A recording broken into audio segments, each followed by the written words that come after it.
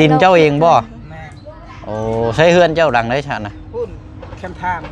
เอาบ่ได้อยู่ใกล้ๆอยู่นี่บ่แต่ก่อนตั้งอยู่บนนี้เหินคอยง่ายเลยเด้อนี่นะพยายามก็เบิ่งก่อนอันน่ะดึงมาพี่เนาะใช้ฮอดใช้ฮอดหัวนี่บ่เนาะก็เต็มที่นี่รุดได้นี่เท่าไหร่นี่ถามต่อกันเบิ่งเนาะคันว่าซื้อได้เฮาก็ซื้อเนาะคันว่าซื้อคุยกันเบิ่งแล้วเท่าไหร่สักคันว่ารุดได้ประมาณจัก14 15นี่บ่ได้บ่ต่างซอยแล้วนี่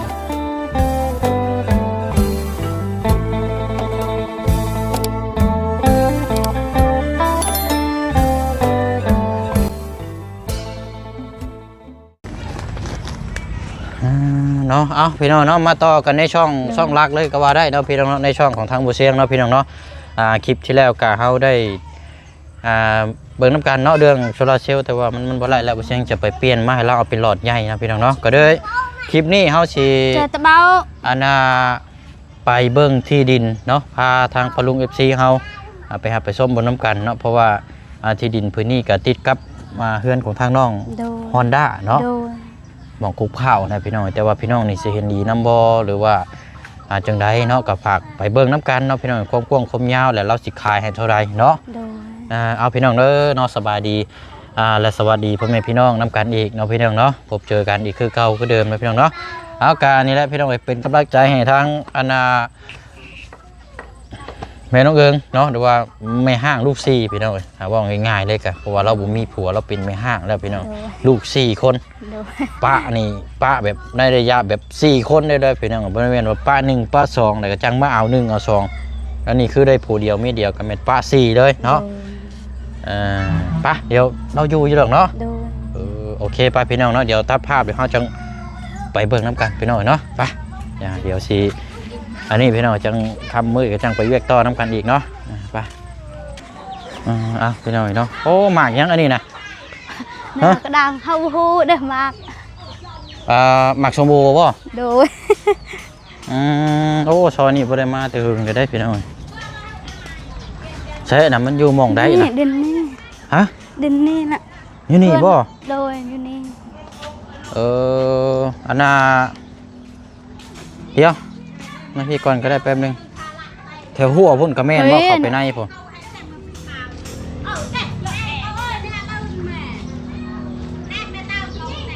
แถวหัวอันกระแม่นว่าเข้าไปในพุ่นกระแม่นบ่เดือดจักอยู่บ่จะลงมาพี่ก่อนมันเล็กน้อยบ่ใช่เสื้อผ้าละทำเจ้าคองเลยใช่เรามาหรอบ่ถามเบิ่งน้ำกันนั่นแหละเนาะโดนเอาไปใช้ไปเอิ้นเจ้าของเรามาบอกคันว่าอยู่นี่ก็งามอยู่เนาะโดยนี่ปั๊บดินนี่พี่น้องฮอดอยู่พุ่นฮอดเฮือนหลังนั้นบ่โดย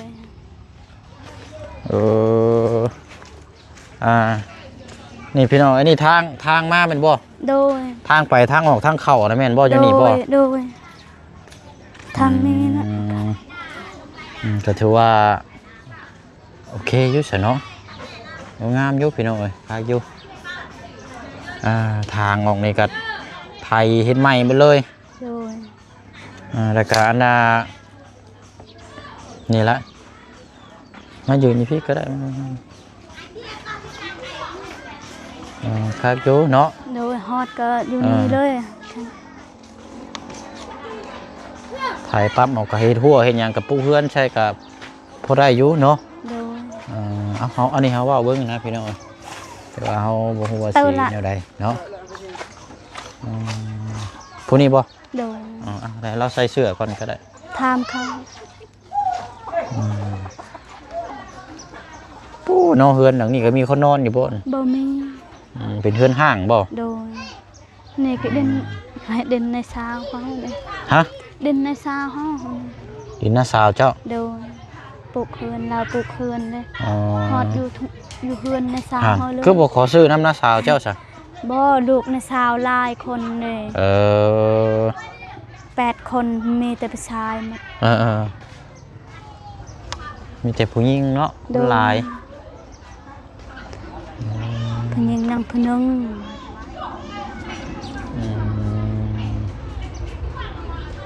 เราต้องเดี๋ยวรอทางเจ้าของเพิ่นมาก่อนเนาะ โดย เดี๋ยวมันเนื้อที่มันกว้างยาวเท่าไรพี่น้อย โดย กว้างยาวเท่าไรแล้วก็คันว่าเอาเบิ่งประมาณในตาเฮานี่แหละ โดย อันนี้พี่น้อย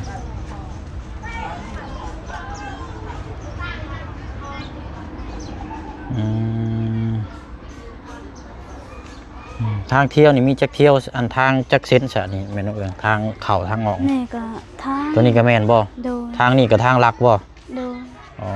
ทางออกทางเข้านี่บ่ได้มีทางปิดอันนี้เนาะ บ่มี โอ้ได้อยู่นี่ก็คักอยู่เนาะงามอยู่เลยเป็นคักอยู่เพราะว่ามันก็อยู่ในอันนี้เลยเนาะเอาไปน้อง ฮะ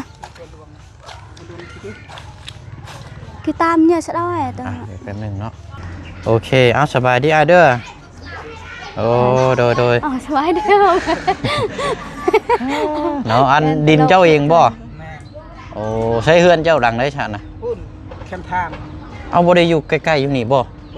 แต่ก่อนตั้งอยู่บนนี้เหินคอยง่ายเลยเด้อ อ๋อแต่ก่อนนี่เจ้าปลูกอยู่นี้ แม่น บัดนี้เจ้าย้ายไปอยู่หิมทางพุ่นบ่ แม่น เออโดยเอากะคุยราชอันนาเรื่องที่มันกว้างๆคมยาวนี่เจ้าหู้อยู่บ่นี่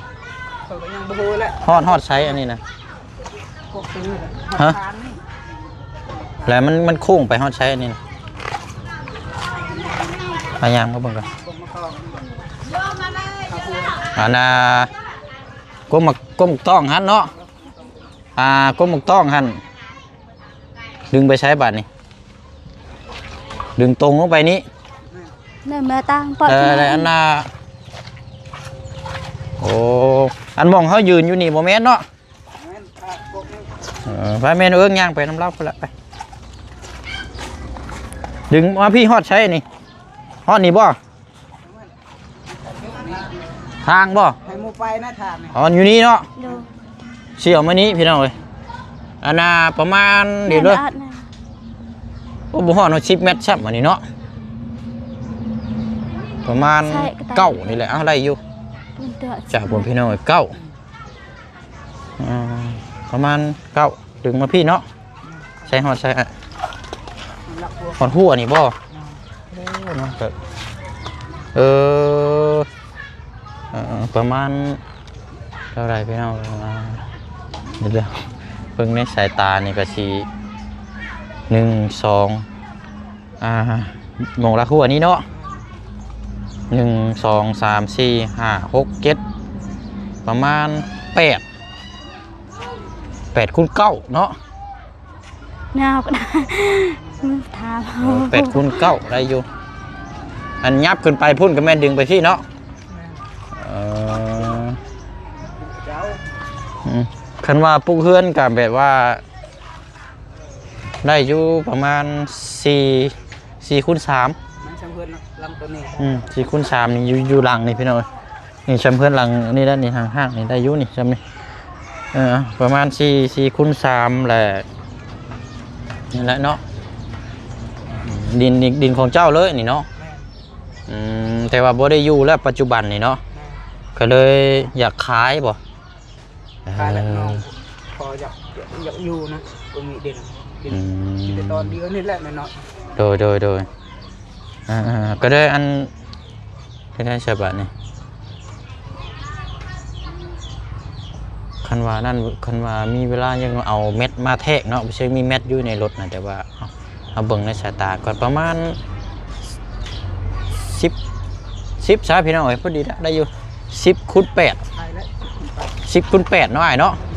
ประมาณ10คูณ8พี่น้องเอ้ยแต่ว่าถ้าสิปลูกเฮือนให้เราอยู่พอประมาณ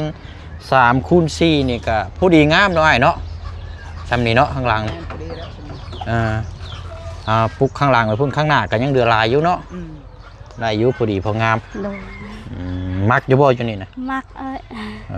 อยู่กลางหมู่บ้านใช่ไหมเนาะ โดย แคมแล้วก็ย่านกัน คันว่าอยู่แคบน่ะบ่อยู่ผู้เดียวก็ญาติเนาะ โดน อันตรายได้เนาะ อันตราย อันนี้แค่นี้ครับว่าเขาอยู่กลางหมู่บ้านกับผู้คนรอบๆข้างเนาะมันก็บ่ปลอดภัยแน่เนาะ โดย คันว่าอยู่นอกบ้านบัดก็อีกแนวนึงคือว่านะ ย่านเจ็บละลาวบ่ฮู้เด้แบบนี้อยู่บนนี้เจ็บละพี่น้องฮู้เด้ โดยก็อันนี้อยู่พี่น้องงามอยู่ที่ดินก็ตามบ่เชิงเบิ่งนี่ก็คักอยู่มันอยู่กลางหมู่บ้านแล้วก็แบบบ่ใหญ่บ่เกินเนาะพอดีงามสำหรับทางครอบครัวเราก็ถือว่าคักอยู่พี่น้องเอ้ยงามอยู่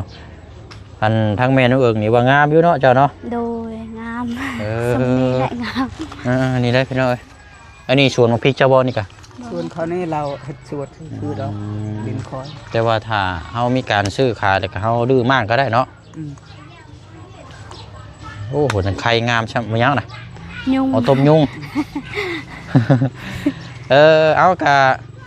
ประมาณ10 คูณ 8พี่น้อยพอดีปลูกเฮือน3 คูณ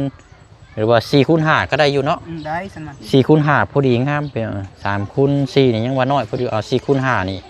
พอดีเฮือนที่ดินนี่แล้วก็เดือทางหน้ามาก็ประมาณจักอันน่ะได้อยู่ประมาณ5-6 เมตรเนาะ วันนั้น ก็ยังพอมีหม่องที่โล่งหม่องเฮ็ดอันนี้อยู่พี่น้อยเนาะก็สำหรับรวมๆแล้วก็พอดีงามเนาะ โดย เท่าไรอยากขายใน สาวลาดนะ ที่ดินนี่สาวลาดอ๋อแม่นอื่น บอกว่าสาวลาดเขาทำเขาว่านี่นะ มีใบตะลินยังเรียบร้อยป่ะนี่นะ บอกไม่ได้เฮ็ด เออ แบบเพื่อนใครก็บ่มีดอกบ่ติดินนะ มีแต่ว่าเอาเฮ็ดใบซื้อขายใบมอบกรรมสิทธิ์เนาะเนาะจักเต็มที่นี่รุดได้นี่เท่าไรนี่ถามต่อกันเบิ้งเนาะคันว่าซื้อได้เขาก็ซื้อเนาะคันว่าซื้อบ่ได้ก็จังว่ากันนะว่าเขาการซื้อการขายเขาก็ต้องต่อกันเบิ้งเนาะ10 คูณ 8พี่น้องเนื้อที่นี่10 คูณ 8ถ้าว่าผู้เพื่อนเนี่ยพอดีได้อยู่หลังนึงแล้วก็เดือข้างหน้าอีกห้องน้ำห้องในก็ได้อยู่พอดีสำหรับครอบครัวเรานะพี่น้องแต่ว่าจะแบบมีเดินกว้างขวางเดี๋ยวรอนี่ก็บ่ได้เนาะทางออกทางเข้านี่ได้เบิดน้อยเนาะบ่ได้ ให้หมู่ไปแน่น อันนี้เฮ็ดเป็นทางเที่ยวเลยบ่ยันว่าสมมุติว่าคือซื้อไปแล้วนี่ยันว่าบ่มีทางออกทางเข้านะมันยากเลยเนาะ ทางเข้าไปเขาออก สบายอยู่เนาะ โดย นี่ได้เป็นออกทางเข้าก็โอเคอยู่20 ล้านติโธ่กันมาวัดทบกันครับอันที่ดินของทางน้องคำดีนี่ประมาณอยู่5พุ่นแล้วเพิ่นเอ้ยประมาณ5กันสิว่าก็สำหรับเนื้อที่ตัวนี้นี่ห่างกันหลายก็คุยกันเบิ่งแล้วเท่าไรสักคำว่ารูปได้ประมาณจัก14 15นี่บ่ได้บ่ต่างซอยแล้วนี่นะ 8เลยเนาะ เพราะว่าเฮาก็บ่ได้มีเงินดอกคือเฮามานำเสนอเพื่อมีผู้ใหญ่ซอยเรานะเพราะว่าค่าในวงในบ้านค่าประทับตานี่ซุมเฮาก็ต้องเสียอีกถ้าเฮาซื้อนะเต็มที่ก็ประมาณล้านปลายเนาะหรือว่า2 ล้านก็บ่อยู่แล้วนะเพื่อซื้อน้ำซื้อในจะได้16ซะ 16 ล้านเนาะเกิดว่าน้องอยากได้เนาะ โดยเพราะต่างซอยแล้วแหละเพราะว่าเฮาก็แค่ว่าเฮาก็ไปหลายหม่องหลายบ่อนแล้วเนาะคันว่าอันนี้ก็มาพี่ก่อนแม่นเอิงนี่มายืนอยู่นี่ โดย งามบ่อยู่นี่เอาทางแท้ งาม เหมาะอยู่บ่ โดย แต่ว่าอยู่เฮือนอยู่ซ่านแล้วก็อันน่ะโอ้ยยุงนี่ก็อันน่ะมันก็บ่ได้อยู่นอกบ้านเนาะ โดย อืม ใจเฮาอยากอยู่บนนี้ ขอแล้วเนาะยากจะเทินแล้วขอนั่น โดยเอาก็เอารวมๆสรุปแล้วนี่16 ล้านเนาะ โดย 16 ล้านกีบพี่น้อยที่ดิน10 คูณ 8เนาะแต่ว่าอันนี้เขาว่าคร่าวๆซื่อถ้าว่าแท้แล้วนี่บ่ใช่สิเอาตลับเม็ดนี่มาวัดเบิ่งแล้วให้อ้ายเพิ่นพังลักไว้มันจังฮู้จุดนะพี่น้อยพังลักไว้แล้วดึงขึ้นไปพุ่นเนาะประมาณนี้นะที่ดินนี้งามพี่น้องมันบ่ได้โกนบ่ได้เวี่ยวเนาะดินเพียงเพราะว่าทั้งเราแต่ก่อนนี่เราจะปลูกอยู่ในเฮือนอยู่นี้เนาะสร้างครอบครัวอยู่นี่แหละบัดนี้บ่ได้อยู่ก็เลยไปปลูกไปอยู่หม้องอื่นก็เลยนี่ก็จะอยากขายเฮาพี่น้องโอ้เนาะเอา ว่าดีอยู่ ตื่นเต้นได้ในของไรที่ดินนี่เนาะฮอนรับบ่เนาะมะเร็ง รับเอ้ยฟันดีเอ้ย โอ้ ดี เอา ใจได้ล่ะ จังว่ากันใช่พี่น้องเนาะอันน่ะมีแต่ว่า16ล้านเนาะไอ้เนาะ แม่แต่เงิน โอ กับ เค ยิ้ม ซะ นี่แหละ เดี๋ยวจังใดก็เดี๋ยวเฮาให้คำตอบนํกันอีกทีหนึงเด้อเพราะว่านี่เฮายังบ่ทันได้มีเงินหั้นนะมีแต่ว่าถ้าว่ามีหยังเพิ่มเติมเฮาสิบอกทางเมนน้องเอิงแล้วก็จังมาคุยนํกันอีกรอบหนึงเนาะ โดย วันนี้เฮาก็ยังบ่ว่าสิซื้อนะแต่ว่าก็แค่กันไว้เนาะถ้าว่าเฮาสิซื้อปั๊บก็ในราคานี้เนาะถ้าว่าเกินหันได้ก็เฮาก็โอ้นั่นแหละพี่น้องเพราะว่าเทื่อเสียค่าธรรมเนียมเนี่ยมันก็ยิ่งเกินไปประมาณ18 19เลยเนาะคันสิว่ากันจนสูงไปอีก16ล้านเนาะก็ตามเหตุตามผลพอดีว่าหนึ่งมากก็ดินมันอยู่ในบ้านเนี่ยเนาะก็สิ ยาก สิใครเนี่ยจักหน่อยอยู่พี่น้อง เด้อขอบใจแม่นอายเว้ยเจ้าซอยเฮาเด้อเฮา ยัง ดีใจ บ่ทันได้มีเงินซื้ออย่าเฮา ขอบใจเงินนะขอบใจเด้ เอาถึงเธอได้เนาะ อายซอยเฮาเด้ พูดไป20ล้าน บ่คันว่าเฮาชาวล้านนี่เฮาว่ายังแพงอยู่นะเพราะว่าพอตามเหตุตามผลเฮาก็เนื้อที่ซำนี้เนาะเฮาก็เคยซื้ออยู่เพราะว่าซื้อเมื่อวานนี้ที่ดินให้อยู่ครอบครัวหนึงอยู่บ้านสะทึมมัน30คูณ15 20ล้านนั่นน่ะจักกว้างชำไรแล้วจนบุดมองบ่นี่โอ้ยมืดบ่ทิพย์แล้วแหละที่ว่าถามทั้งแม่น้องเอิงว่าจะไปอยู่พุ่นบ่นะที่ไปแช่งถามนั่นแหละแต่ว่าเราบัดบ่มีพี่น้องอยู่พุ่นเนาะจะไปก็จะอยู่น้ำไผนะพี่น้องก็เลย บ้านสบายเนาะพี่น้อง คันว่าเฮาอยู่น้ำบ้านเฮาเองก็ใครแน่เนาะเจ็บเป็นไข้ได้อุ่นหรือว่าหยังต่างๆก็ใครแน่แบบหนึ่งมากก็บ้านเฮาเนาะมันคุ้นเคยกันกินกันอยู่มันก็ง่ายสบายโอ้เนาะ ขอบใจได้อายหักแพงเฮาเด้แบบ ขอบใจยังบ่ได้อีกอยู่โอ้ บ่ได้แต่ขอบใจเด้ เออ อายเอาบุญเฮาเด้แบบ เนาะมีแต่ว่าอะไรเด้อเด้ออันน่ะถ้าว่ามีหยังในการซื้อขายเดี๋ยวเฮาสิอันนี้เด้อเนาะตอนนี้คือเฮายังบ่ทันได้มีเงินเนาะเพิ่มเติมจังได๋ก็เดี๋ยวนั่นแหละพี่น้องให้ฝากทางปลุง FC เฮาออกความคิดเห็นนำกันเนาะที่ดินพื้นนี้อยู่กลางหมู่บ้านทางออกทางเข้าสะดวกสบาย10คูณ8นี่แหละประมาณนี้พี่น้องเนาะพอดีปลูกเฮือนอาณาให้เราก็4คูณ5นี่ก็ถือว่าพอดีงามและเดือมาข้างหน้านี่ประมาณ5-6-7 เมตรถือว่าโอเคนะพี่น้องเนาะพอดีสำหรับทางครอบครัวเราพอเราบ่ต้องย้ายพุ่นย้ายพี่นะกันสิว่ากันโอ้ยถือว่าโอเคได้นี่เนาะ โดย มาไม่พี่น้องสิว่ากัน โดย ยากได้นี่ งามเฮาไปเบิ่งตลอดเลย อันนี้มาจอบบ่นี่ โดย รายการมีเจ้าน้ำเจ้าไหนนี่ก็ได้แถวนี้กันเนาะเจ้าน้ำบดงบาลานเนาะ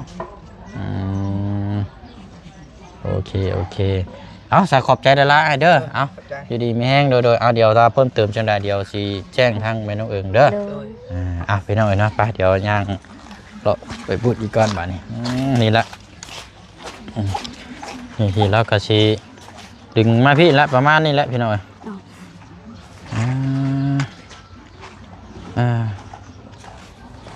ทางนี้พี่น้องนี่ทางเข้าทางออกนี่ทางนี่มีอยู่2ทางทางใหญ่เลยแล้วก็ถึงลงมานี่ขวามืออันมองไปนี่ก็เพื่อนทางออกไปทางพี่น้องออกไปทางใดก็ได้นะคันเชียวกันจุดนี้เนาะประมาณ1 2 3 4 5ประมาณ8เนาะประมาณ8คูณ10ได้อยู่พี่น้องดูว่าครั้งนี้มันอยากยาวนี่มันขึ้นไปทางนี้ถ้าแม่น้องเอิงยืนอยู่นี่ดินนี่ก็ไทยปั๊บในเด็กน้อยๆกันแม่นว่าอยู่ได้แล้วนะพี่น้องเนาะปุกกระตูบอยู่อันนี้เนาะอยู่ใกล้กลางหมู่บ้านนี่แหละพี่น้องเนาะนี่หันมานี่คือน้องฮอลล่านี่กบข้าวนี่พี่น้องมันจะปูเพื่อนโอ้พอดีแล้วพี่น้องเนาะสำหรับตัวปลาเสี่ยงได้พี่น้องเนาะเพราะว่าทางกันเจ้าของคายนี่ก็คงสีบ่มีปัญหาหรอกเนาะเพิ่นก็เป็นคนเบิ่งกับช่วงสีจิตใจงามช่วงสีแบบว่าง่ายอยู่ดอกเนาะเป็นเอิงเนาะโดยแบบน้องไปคอมันมีบนอยู่เด้แบบหยุดให้ บ่16ล้านนี่ก็พอดีพอฟังเนาะ โดย ก็บ่ถึงกับว่าแพงพี่น้องเพราะว่าเนื้อที่มันก็ สำเนีนะอายเด่น มันแพงเนาะอยู่ไสซุมื้อนี้ก็อันนี้ก็ต่างคือตอนที่แรกนะเฮาคิดว่าเราว่า20ล้านพี่น้องแต่ว่าเพิ่นก็เผื่อไว้แล้วครับก็ต้องต่อเบิ่ง20ล้านนี่ก็และฝากทางปะลุง FC เฮาเนาะว่าในราคานี่โอเคบ่พี่น้องเนื้อที่เนื้อทางกันนี่แหละนี่แบบนี้นี่กุกบักต้องตัวนี้ดึงลงไปฮะแล้วก็ดึงเข้าไปในพุ่นเนาะ โดย นั่นแหละพี่น้องโอ้คันได้อยู่นี่สบายใจแล้วเนาะ โดยสบายใจ เพราะว่าอยู่คนละโซนเนาะ โดย อยู่คนละโซนได้พี่น้องคันว่าอยู่ฟังทางเพื่อนเจืองพุ่นน่ะก็บ่อยากแนะนำก็ได้เนาะเพราะว่ายังใกล้บาดแผลอยู่นะพี่น้องยังใกล้บาดแผลอยู่เดี๋ยวจังว่าโอ้นั่นไปหนีมาอีกเนาะ โดย ก็เลย เป็นใครก็เฮือนเนฮูเด้ตุกน้องเฮาเวลาเจ็บลาหูแบบนี้นะ โดยครับก็อันนั้นเนาะก็จังว่ากันเนาะ โดย ไปเมื่อต่อกันอยู่เพื่อนเนาะ โดย คุยน้ำกันอีกนิดนึงพี่น้องไปเนาะเอาคำพูดที่ดินเบิ่งน้ำกันละพี่น้องเนื้อที่เนื้อทางมันก็อยากฮกแน่เพราะว่าเขาเจ้ากับปลูกของพังนะพี่น้องเนาะเอาพี่น้องเนาะก็มาต่อน้ำกันอีกเนาะพูดคุยน้ำกันอีกจังเด็กจังน้อยใช่เนาะอันน่ะอยู่เพื่อนเล่าวันนี้พี่น้องเพราะว่าเขาไปเห็นน้ำกันแล้วเนาะแต่ว่าเนื้อที่ดินนี่ก็มันยังอันน่ะยังอยากมีกงไม้กกตอกอยู่เนาะของปลูกของพังเพราะว่าอันน่ะเรามีมีเฮือนน่ะไปปลูกไม้แล้วบัดนี้เราก็เลยปลูกของพังใช่ไหมเป็นเอาเป็นหัวเป็นสวนเป็นของปลูกของพังอย่างต่างๆในอยู่ในกินเนาะโอ้จูพื้นจูไผ่ละบัดนี้เนาะ โดย โอ้ยพี่น้องเอาเป่าเข้าไปอย่าปล่อยลมได้ ปล่อยเป่าแต่ว่าบนลมมันเองก็พอแล้วอย่าปล่อยลมจะได้คืออันพลักน้อยหันหมูไรได้ข่อยแห้งแล้วเนาะเอาสาเดียกจังก็จุสาหันหน้ามาพี่ก้อนจะได้สเอาเนาะสำหรับทางเจ้านี่ก็ถือว่าที่ดินอยู่หันงามเนาะ โดย เหมาะสมบ่มักบ่อยู่หัน มากแหละ ก็ถือว่าบ่แพงบ่เกินพอดีงามเลยพี่น้องที่ดินเพราะว่าคือซุมื้อนี้เนาะคันสิว่าก็มีแต่แนวแพง โดย ตามตัวของทางบ่เชียงเองคิดว่าที่ดินตัวนี้ก็ประมาณ16ล้านนี่ก็โอเคพี่น้องเนาะก็พอดีงาม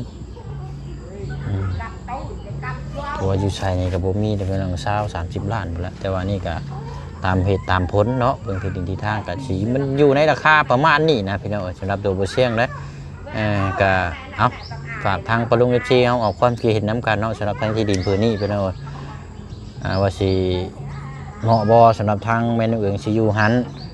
หรือว่าแบบใดนะเนาะแต่ว่าทางเราว่าโอเคเนาะอยากอยู่หันพี่น้องแต่อยู่หันก็ได้เฮือนบ่ต้องหลังใหญ่หรือว่า4x5ก็พอได้อยู่กับลูกกับเต้าเนาะอยู่หันอยู่หากินเฮ็ดห้วยหอนอ้อมไว้เนาะ โดย หลังเดียวได้เพิ่นของครอบครัวเดียวได้แต่ว่า2นำบ่ได้อยู่หันนะ โดย อยู่ครอบครัวเดียวเนาะกันสิบอกกันเนาะเอามีแต่ว่าหันแล้วพี่น้องเดี๋ยวจังสรุป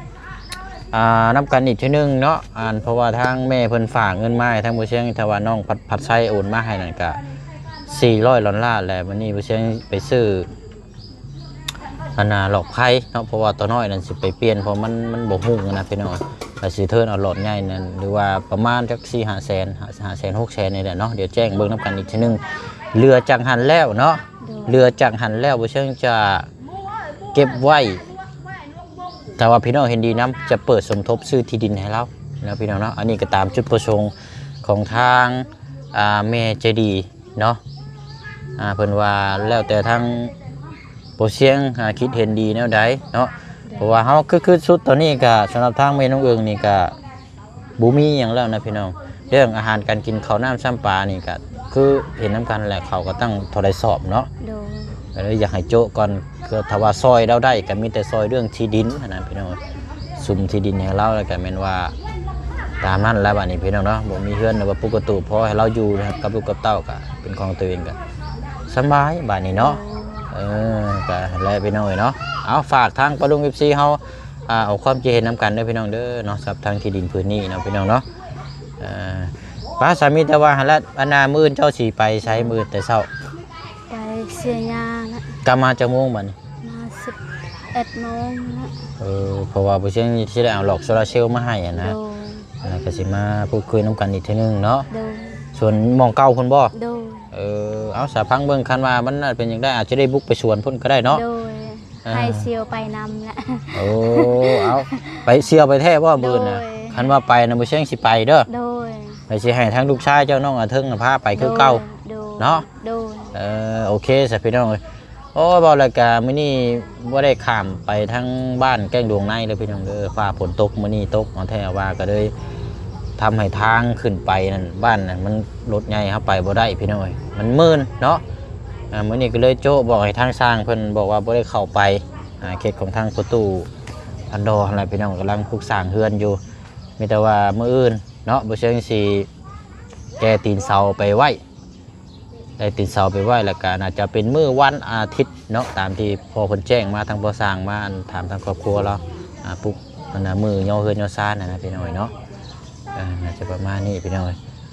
เอาอย่างไรก็ติดตามเบิ่งน้ำกันเนาะพี่น้องเนาะถ้าว่าภาพฝนอากาศเป็นใจเฮาก็สิได้ไปพบเจอกันหลายเคสหลายหม่องหลายบ่อนอยู่เนาะอัปเดตให้ทางปะนุงติดตามเบิ่งเนาะเอากานี่แหละพี่น้องขึ้นน้ำพี่น้ำน้อง FC น้ำน้ำกันเบิดสุขุทุกคนเนาะฝากเอาความเพียรน้ำกันเนาะเพราะว่าคือผู้เชี่ยวจะเฮ็ดคลิปก็ถามจังซี่แหละพี่น้องถ้าว่าพี่น้องเห็นดีน้ำก็แม่นว่าโอเคถ้าว่าบ่เห็นดีน้ำก็แม่นว่าบ่เห็นดีน้ำได้พี่น้องเนาะเพราะว่าขึ้นน้ำพี่น้ำน้องแล้วก็ทางผู้ใหญ่ที่ติดตามแล้วก็เบิ่งให้ตลอดมานะพี่น้องเนาะเอาอะไรเด้อแม่น้องเอิงเด้อจังว่ากันเนาะมื้ออื่นพ่อกันลำลาก่อนบัดนี้เนาะ ใจ เด้อเอาสบายดีเด้อพี่น้องเด้อเนาะนำกันบ่สุขสุคนเนาะลาก่อนเนาะบ๊ายบายพี่น้องไว้พบเจอกันในคลิปหน้าเนาะทั้งกายสบายทั้งใจทั้งผู้ให้ทั้งผู้เบิ่งทั้งผู้แย่งนำกันบ่สุขสุคนเนาะพี่น้องเนาะใจได้หลาย ยิ้มได้เลยเนาะ โดย เนาะอันเดิมอันถ่ายมีจักประโยคนึงบ่แช่งเข้ามาสินี่มีความสุขอยู่บ่ โดย ความสุขหลายบ่คือมีความสุขหน่อย ความสุขหลาย ความสุขหลาย โดย เอาเป็นนี่ได้คือว่ามีความสุขหลาย จากกันแตกต่างแต่ก่อนบ่ โดย แต่ก่อนนี่มีแต่ชงแต่เศร้ามีแต่ให้อย่างเดียวเนาะให้แล้วก็น้ำมูกตาโปเนาะบ่มีหยังเนาะคนเฮาตาโปแล้วก็เจ็บตาประมาณนั้นเนาะให้เรื่อยได้ก็เอาอะไรเอาห้อยยิ้มเอาความสุขความเบิกบานมาฝากเนาะกันนั่นแหละพี่น้องเอ้ย นะพอแล้วเนาะจังว่ากันจุ๊บไพ่สัตว์พี่น้องฟ้าฮัลโหลเนาะฝากหน่อยเด้อพี่น้องเด้อออกความเห็นน้ำกันเนาะพี่น้องเนาะเป็นอีกเคสหนึ่งเนาะสบายดีพี่น้องเอ้ยโอ้ยเนาะ